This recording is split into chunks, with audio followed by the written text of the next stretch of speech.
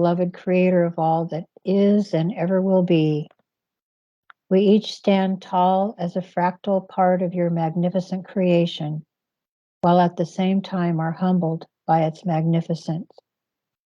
The immenseness and totality of it staggers the mind, but by its very brightness, it has the ability to blind the eye to the truths of things we should know or accept. How this is done is by allowing our disconnect with your divinity and that divinity within us. We here refuse to allow any of that darkening to blind us to the truth of who we are and our mission here at this time, right now. So we acknowledge with gratitude all that you have given us, and we wish for your continued grace. Let it be so, and so it is. So then I want to go ahead and do this other one, and he can use whichever one, and you can have it in reserve. So here's the other one.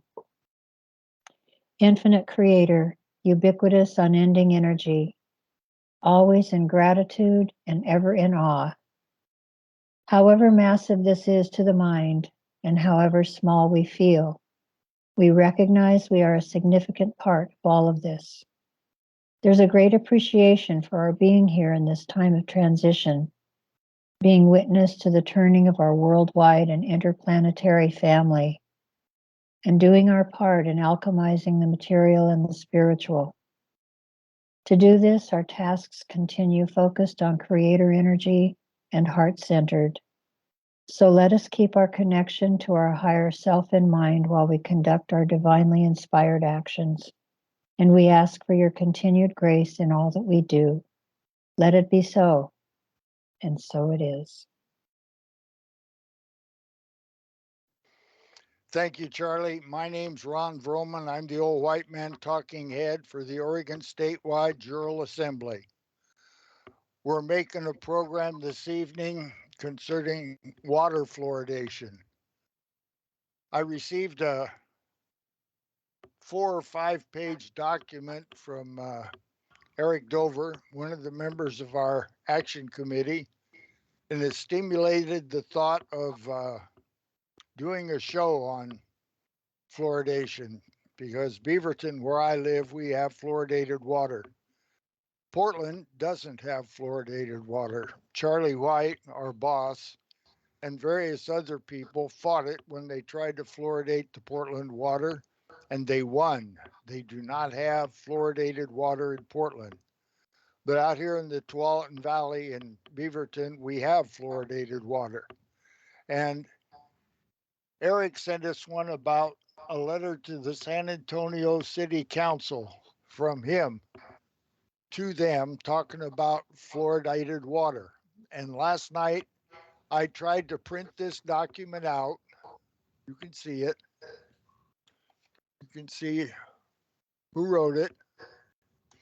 And I printed out another one from him. Got all set to do the program and didn't have it. So we tried to wing a program and got through the time okay, but the quality of the picture was terrible. So we had to do it over, and we're doing it over again tonight. Only today we have Eric with us. Eric, would you talk to us for a while? Sure. About fluoridation?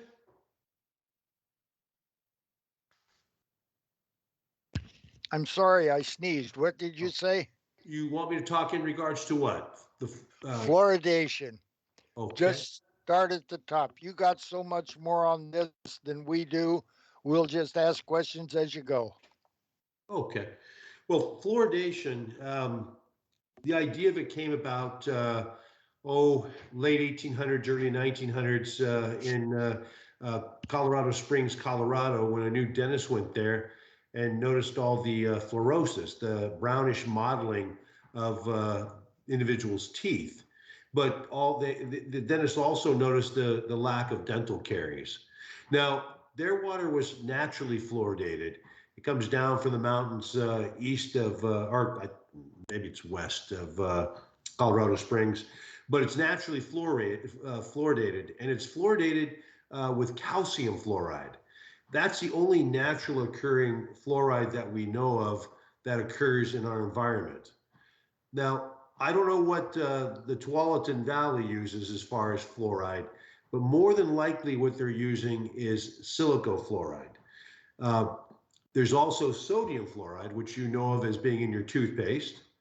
Both of those are byproducts of the manufacture of phosphates from mining, and the phosphates are used for fertilization, fertilizer.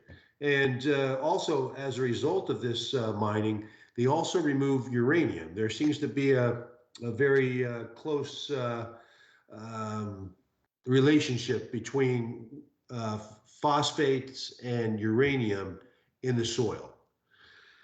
Uh, the industry got in big trouble. It was real big in Florida, and it got in big trouble because two reasons. First of all, it was getting into the groundwater, the toxins, and also the workers were being poisoned and developing cancers, etc., from working in the phosphate mining and production industry. So most of it is not going on in Florida anymore. The majority of your phosphate mining and production is occurring in places like China. We get a lot of the silicofluorides from China. And I would assume since a lot of the fertilizers are coming from Russia, the phosphate, that the Russians are also dealing with this same situation. The fluoride is being used under it was started basically after World War II. It was the first, I think it was Michigan, if I'm not mistaken, somewhere in Michigan. Might have been Detroit. And they started, putting fluoride in the water. And what they initially used, I don't know. But what 90% of is used at this point in time in the United States is silicofluorides. Now, sodium fluoride has been scientifically investigated to some degree, but the research has been very poor. The studies are very poor. As far as silicofluorides, there's been no study of those whatsoever. Um, they are toxic. They're considered very toxic, and they would have to be dumped in special toxic dumps like Arlington in Oregon. Otherwise, for some reason, it's okay to put it into your water. And it isn't just, the silicofluoride or, the 10% of municipalities in the nation that are using sodium fluoride. They're not using pharmaceutical grade materials. Like the toothpaste you use has, it's pharmaceutical grade sodium fluoride that they put in there. So there's not going to be heavy metals, there's not going to be radioactive nucleotides, et cetera. But as far as what they put into your water, again, whether it be sodium fluoride, and as I said, 90% of the fluoridation is occurring with silicofluorides, there's a bevy of, heavy metals and uranium, things such as arsenic. And then you get these things, in particular, the silicofluorides, into the water system. And fluorosilicic acid, as you can imagine, an acid is going to cause problems with pipes.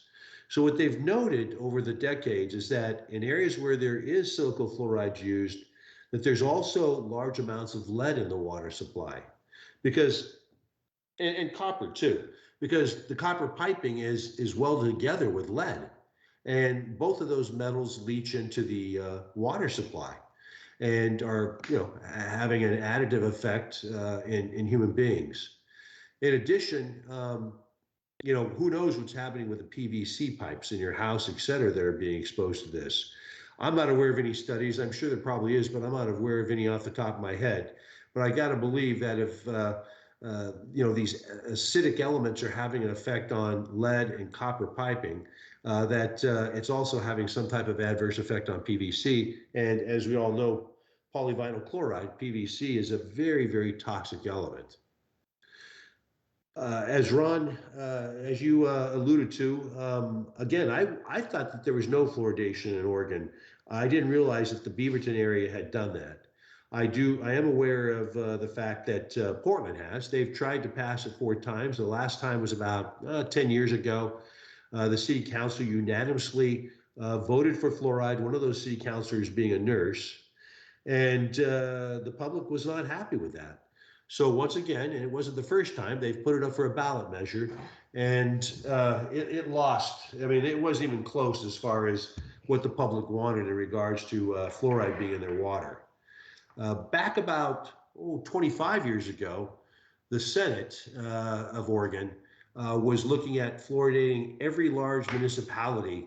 And when I say large, I don't mean it has to be someplace as big as Portland or Eugene. It just had to be, something of significant size, someplace like Cottage Grove, etc. They were talking about possibly fluoridating all the water. But um, the first group of legislatures to look at it was the subcommittee for health.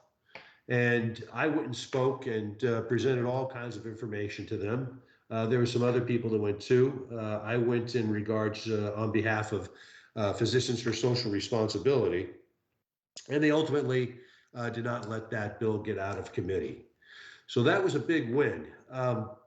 Fluoride is it's a very dangerous chemical, and again, it's been poorly studied, and there's reasons why it's been poorly studied, because they don't want you knowing how toxic this stuff is, because then the industry couldn't unload it. And I'm sure if you look closely enough, you'll find all kinds of political donations to politicians at the state and federal level where they get money from entities that are involved with this in one way, shape, or form. I know the Yeah, city of Santa. so Eric, there's a Yes. financial incentive for these companies to sell it to the municipalities versus the paying someone to dispose of it. So Oh, financial gain versus a loss.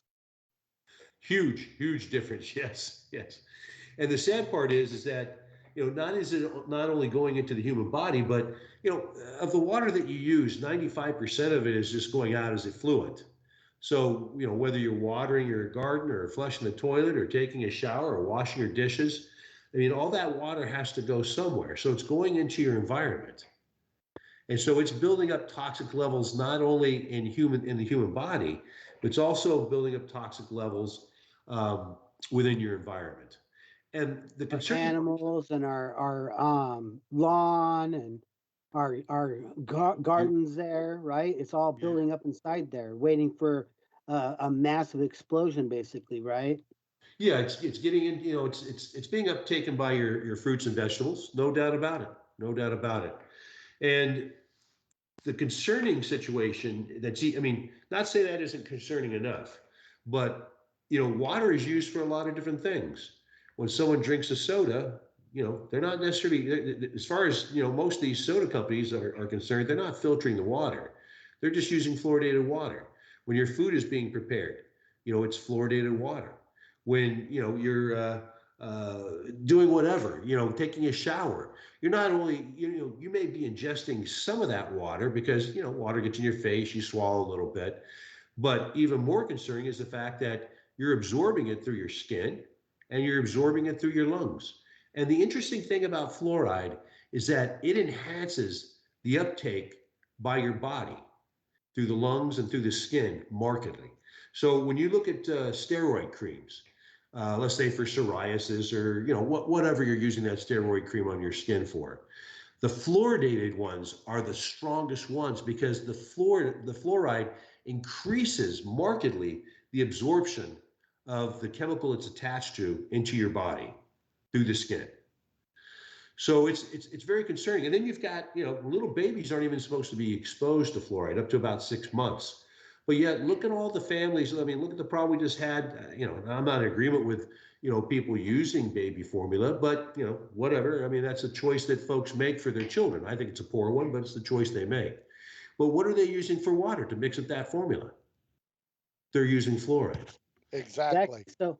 So we're looking at an uncontrolled dosage per person or people out there, um, because we don't know how much they're drinking, right? Or how much they're laying in their bathtub or whatnot. So it's not like you're going to the dentist or the doctor to get fluoride pills or something, right? Right, and you don't want to. And what they found, what the studies have shown, is that it's the topical application of fluoride that's protective. It's not the ingestion of fluoride that protects your teeth. And I, you know, I don't even think that they should be applying fluoride on a routine basis to anybody's teeth. My son has never had any fluoride applied other than maybe some toothpaste when he was younger. And, he's had perfect teeth. He's had no cavities. He's had no modeling of his teeth from fluorosis, et cetera. So what you've got is you've got a medication. Fluoride is a medication. It's not a vitamin. There's no necessity for it in your body. Now, most water naturally occurring will have low amounts of fluoride in it. But it's again, it's calcium fluoride. It's not sodium fluoride. It's not silicofluoride. And again, the silicofluorides have never been studied in any major way whatsoever. But for some reason, it's gospel within the medical community and the dental community that fluoride is, it's like one of the 10 commandments. It's a given. You don't even question it. And so you've got doctors that are telling people, or dentists that are telling people that they need to have this fluoride. Well, all I know is that from when I went to medical school and my internship and residency and any continuing medical education subsequently, no one ever talked about fluoride other than, yeah, it's, you need to have it for your teeth. It's good for you. But Yeah, I remember way back, I did this research probably 10 years ago because, I live in the Portland area here and I heard about that and I didn't have the chance to do the fight on that because I was already doing something else. But um, when I researched, I remember there was you would look at the back of a toothpaste container and there was actually a poison control warning on there about the consumption of it, swallowing it. You weren't to ingest it at all. You were to only brush it on your teeth and then spit it back out again. And if your child had swallowed it, you needed to call the poison control number. So that really is a concern if we're bringing in, this other type of fluoride that you're talking about in uncontrolled dosages into the body. correct. And again, they're absolutely correct. I mean, fluoride is toxic. I mean, basically anything is toxic, except for a few things that you can have unlimited amounts. One of which actually would be very good for dental caries. Cavities of your teeth. It's MK7, which is a subtype of vitamin K2. If you want to add anything to water, that's okay. There's no toxin. MK7 is, they've done over a 20-year study now following people in Denmark, a large study. I mean, we're talking, I think, about 10,000 people, if I remember correctly. And the MK7 not only prevents dental caries, but also can repair dental caries, reverse it. The other thing that MK7 can do is it doesn't, if someone has osteoporosis, it doesn't reverse the osteoporosis, but in some fashion, it makes the bone stronger. So it prevents fractures, compression fractures or fractures of the wrist, other areas. And the other thing it does is it actually takes, when people have cardiovascular disease, they have arterial disease. There's hardening of the arteries. Where there's calcium that's actually becoming part of the lumen of the vessel. And what it'll do is it will actually take that calcium from those vessels, remove it, and put it where it's supposed to be in the bone.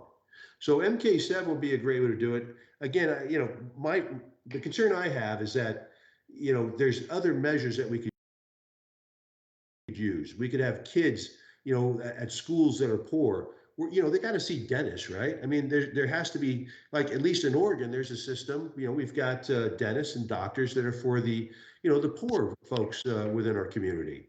So why aren't those dentists going to the schools, not necessarily doing dental work, but at least evaluating the kids and seeing how they're doing and bringing them into the office if there's any concerns, talking to parents if there's any concerns, educating them, etc. And the other thing is that we should be, if need be, having kids, if there's that big of a concern, then why aren't we brushing the kids' teeth at school? When they first get there in the morning, brush their teeth. Before they leave for the day, brush their teeth. Provide them with a toothbrush, provide them with toothpaste. If their parents don't like that, then certainly don't do it, but make it an option. Nothing wrong with doing that. That's part of education of life, as far as I'm concerned. It's much more important than teaching them about the, I don't know, 90 some odd different types of genders that we have nowadays. But again, yeah, it's a very toxic chemical. It's not, at least fluoride is a very toxic chemical, and it's not necessary for our bodies. And we're not only causing problems in regards to modeling of the teeth, dental fluorosis, as we call it, or skeletal fluorosis, where it gets into the bone. But there's been plenty of studies showing that it's maybe linked to cancer, in particular osteosarcomas, but other cancers too. It's been linked to thyroid disease because it interferes with the metabolism and use of iodine. It displaces it. If you look on the periodic table, fluorine is at the very top, and then you've got things like chlorine, bromine, et cetera, underneath there, iodine. And the fluoride interferes with that. And so it can lead to hypothyroidism and may even lead to thyroid cancer. It causes cardiovascular disease from studies, a number of different things. It is not something that's healthy for the body in any way, shape, or form. But again, it's become one of the 10 commandments. It's unquestionable. If you bring it up, within the medical or dental fields, you're going to get chastised for even questioning it, even though they have no proof to back it up. They say they do, but they don't. And at best, maybe it might be decreasing dental caries by 14%. Some studies show it's not decreasing it at all. In fact, some studies show that areas that don't fluoridate actually have lower incidence of dental caries than areas that do fluoridate their water. And in Europe, 97% of Europe does not fluoridate their water anymore. They removed it. I could have swore I remember when I was doing the research that there was something connected with Germany and Hitler and them using fluoride to make the populace docile. Exactly. Yeah. They used it to make people docile that were within the concentration camps of whatever nature they might be. But yes, it makes people docile. It can cause problems with sexual desire, etc. Boy, I've been in Beaverton for 30 years now, and I must be different because fluoridation in the water, of course, we filter, but fluoridation in the water, I bathe in it and everything else, and I'm definitely not docile. You maybe not gaining enough. Yeah, it's something that's new to me. I had not been exposed to fluoridated water before. I don't remember being exposed to it as a child in the San Jose area. The city I lived in was Campbell. Um, but I will say that there is a definite different smell, different taste. And what I notice even more so is the texture. And the texture feels like silicon. That's what it feels like. It's kind of a, a lubricant. You've seen silicon used as a lubricant. Heck, we used it for my son's Pinewood Derby car, make the wheels spin better. And it's got that same feeling to it. Now, what they want you to think is that silicofluoride has 6 fluorides attached to a silicon molecule, and it's got a positive end and it's got a negative charged end, and that's why it's attached to things like a sodium or some other positively charged type of anion or ion, excuse me. It would be a cation actually, but it doesn't completely dissociate. And the other thing is that it also interacts with other chemicals that are in your water. I mean, there's chlorine in your water, there's acid in your water, and before the water gets to your home, it's interacting with other things. Let's say like Bull Run out of that supplies Portland with water. there's leaves and debris and all kinds of stuff in there before it makes it to, before it gets filtered and makes it to your tap. And it interacts with those other entities and can form other chemicals. Um, but yes, it, it's it's never been studied. They have no desire to study it. There was a whistleblower that was actually a lawyer within the federal government that came out, and this is about 30 years ago, and came out and said that there had been no studies of silicofluorides. And right away they came after him. I mean, they were going to take away his license. They were firing him from his governmental position. He went to his union, and his union protected him, and he was able to get to retain his legal, his lawyer's license, his bar license.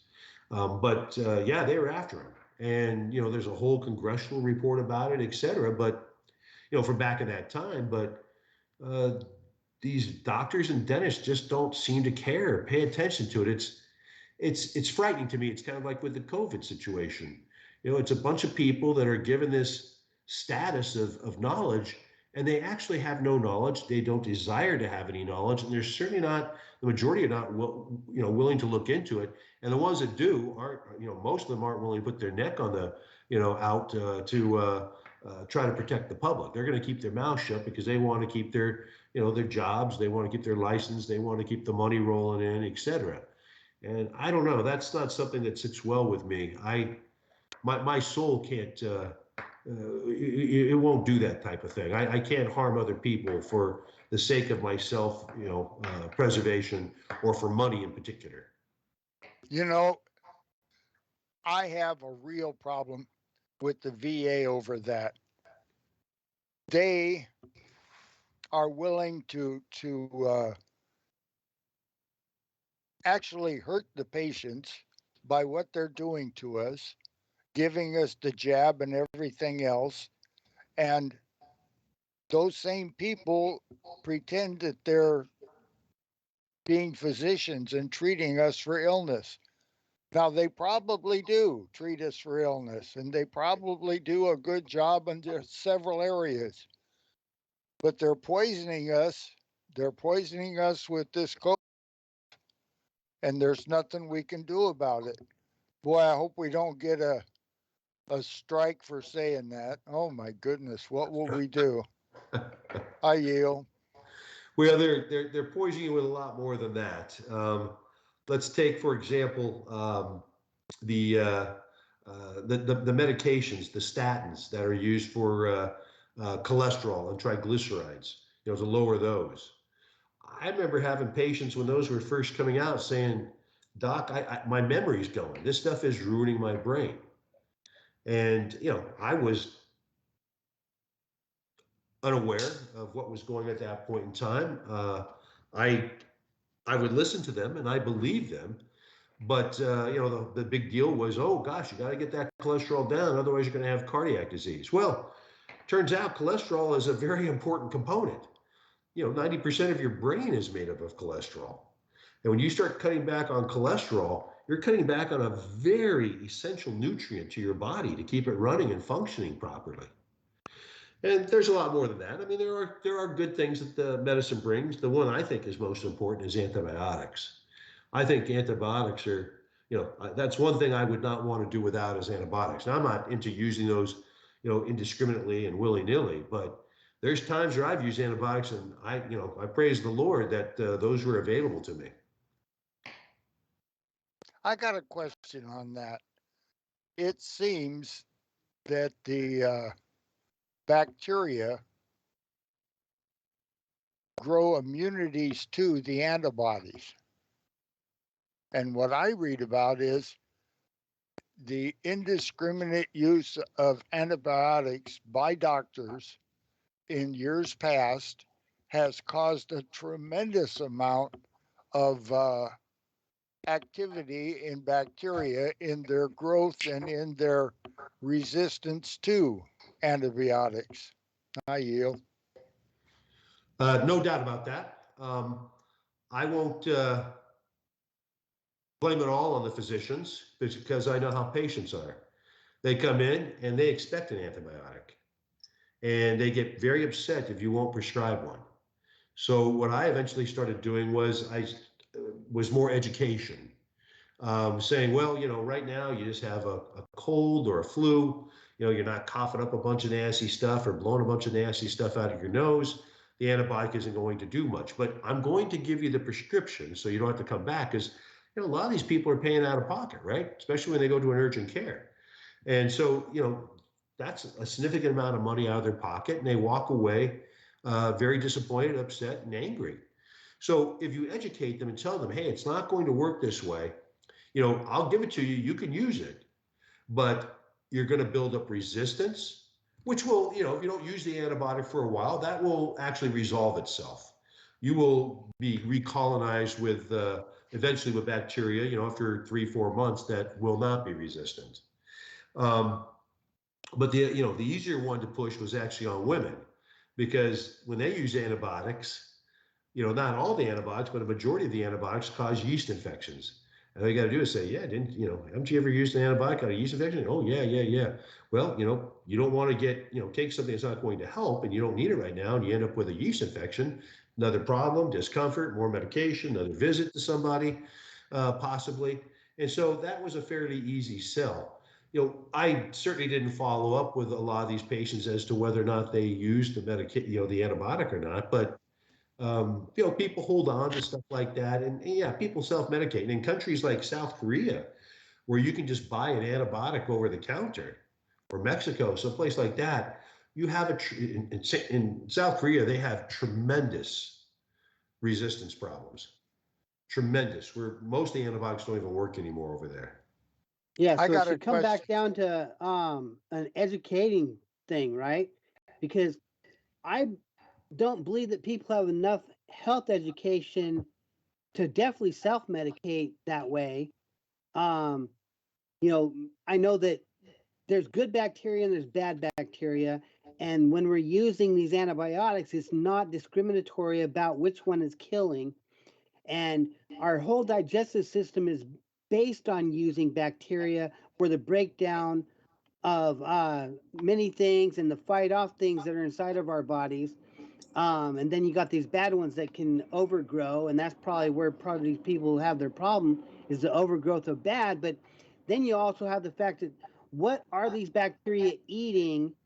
And from what I can see is that they're eating acids that are coming out of our bodies or that are trapped inside of our bodies. And maybe these people should be educated to how to get rid of that acid waste out of their bodies, that might actually make them a little bit healthier. Sure, and sugar, right? Yeah, and sugar too. I got a question. Has there been studies done? Does anybody know what happens with all of these medications that get thrown into the toilet instead of being used and go into the water system that way? Does anybody know about that? Yeah. Um, Forget about even the ones that are being thrown away. I don't think that they're usually getting flushed down the toilet. If anything, they're being either saved for a later date or they're being thrown in the garbage. People see an expiration, they get kind of, crazy about that stuff. And, as we now know, these medications will, if they're kept in the right conditions, will last for a long time. They don't break down that quickly. But where the majority of these drugs are getting into the water supply is through your urine, some through your feces, but the majority is through your urine. So this is where you're having problems where people are living in communities where they recycle the water. Well, they're not filtering out things, let's say like the birth control pills or the Premarin, the estrogen that women are taking. It's just going right into the water supply. And I think it's having an effect on the population. I don't know about you guys, but or you all, I've noticed a definite difference in the way people, not everybody, but certain groups, they don't look normal. A lot of them look like you might remember Popeye and the Goons. Remember he'd run away from those goons in some of the episodes, and that's what these folks kind of look like. They don't look like they're normal males and females. They're very overweight. And that there may be other reasons for that too, obviously. But even so, even with the obesity, I mean, there was some obesity when I was a kid, nothing like it is now. But I just don't remember anybody looking like some of the teens look. I remember my son's, he went to Lake Ridge High School, which didn't seem to have as much of a problem like that, which is interesting. But he went over to Milwaukee for his last year for sports, that for baseball in particular that he wanted to play, um, there was a huge difference.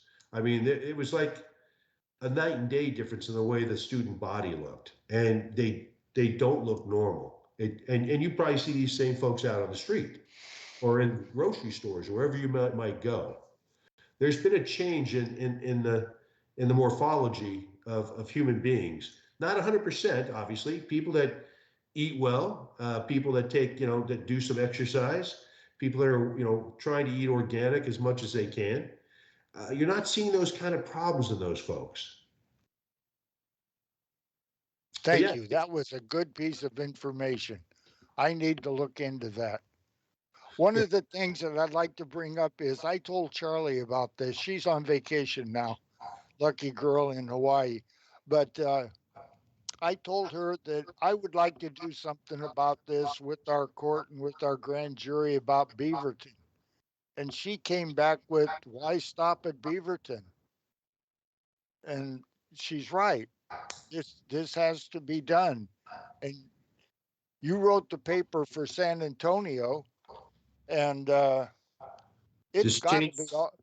just change San Antonio to Beaverton. Yeah, but what about, I don't know, Idaho and Washington and Sure. Illinois and Texas? I'll bet you all of those places are having the same points touched by this fluoride business where they think they can get it in. Well, what's interesting is, and this is going to be my wedge out here, is that there's there's a town that's unincorporated with San Antonio. It's called Alamo Heights. They have their own city council, mayor. They got their own police department, et cetera. It's just a small, I don't know, maybe 10,000 people live there at the most. But it's unincorporated. It's its own city, and the wealthier areas don't seem to add fluoride to their water. It just seems to be in the poor area. So that's the wedge I'm going to use to some degree is, what the poor people have to put up with this because what? They're not able to brush their teeth. You're saying they're stupid, that they're incompetent of taking care of their kids compared to other folks. And if they come back with saying, well, they have money, they have access to dentists, it's like, well, why don't we have those available for the kids that are poor?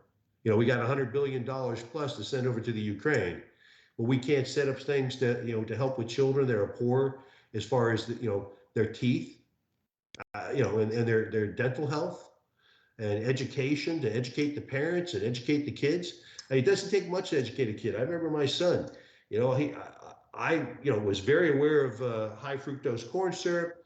I told him I don't want you drinking any sodas that have high fructose corn syrup in it. He and his mom and I were separated. We worked together very closely to raise him. But one day he told his mom, I'm not drinking those sodas, Mom. I don't want them. Dad says they're bad and they got high fructose corn syrup in them. And, I give him something like Virgil's. Virgil's is all natural ingredients, and he didn't drink a ton load of soda anyways. But if he did, and I understand, I don't want to withhold everything. Kids, otherwise it makes them want it even that much more. But letting them have some of it and, making it a healthier choice, in my opinion, is a better way to go.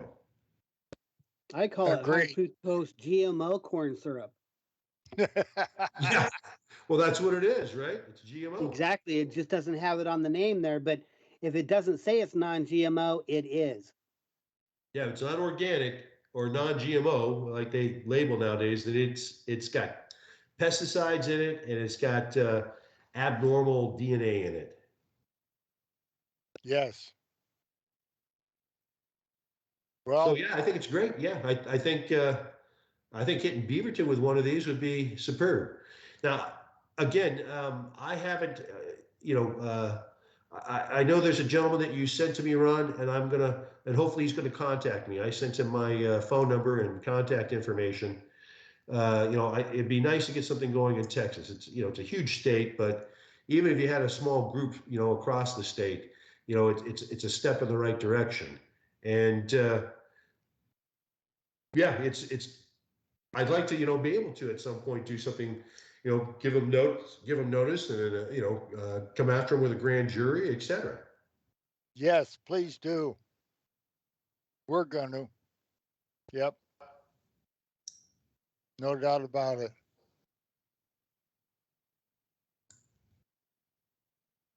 William, did we get close enough to time, or are we looking to Oh yeah, stretch this out? we're well over time. Oh, okay. Thank you, Ed. Thanks for coming. We got a show. Really appreciate you doing it. So much better than I could ever do it. Oh, it's my pleasure. It's something obviously it's very important to me. I've been following this for 25 years. There's a guy by the name of Paul Connett, Dr. Paul Connett.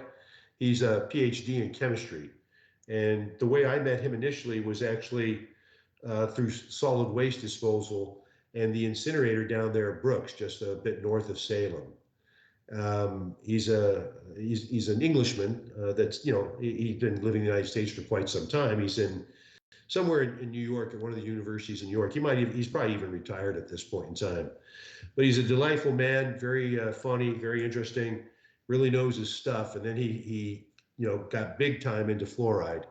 And if people are interested in learning more about fluoride, there's the Fluoride Action Network, and they have groups in every state, although some are more functional than others, like anything in life. But there's a ton load of information at the Fluoride Action Network. I mean, and that's not where I got all my information at. I mean, that's some of it, but it's just a good source for getting a handle on what you're dealing with. I got it written down here. I'll be contacting them. Very good. All right. Thank you, guys. Appreciate it. Yeah, thank you guys for setting it up, and wonderful discussion. Oh yeah, no problem. All right, Take talk to care. you guys soon. Good night. Good All night. right. They do not want to let go of this. They do not intend on losing here. And we do not intend giving it back to them. And then the bullets started flying. And then he jumps out of the car. And he's got both his hands up. And he got out of the car, and he had his hands in the air. He's like, just shoot me then. This is what you want, just shoot me. And they did. They shot him dead. With his hands in the air, and I saw it. I swear to God. He was just walking with his hands in the air. And they shot him. And they shot him dead, and then after he was down on the ground, they shot him 3 more times.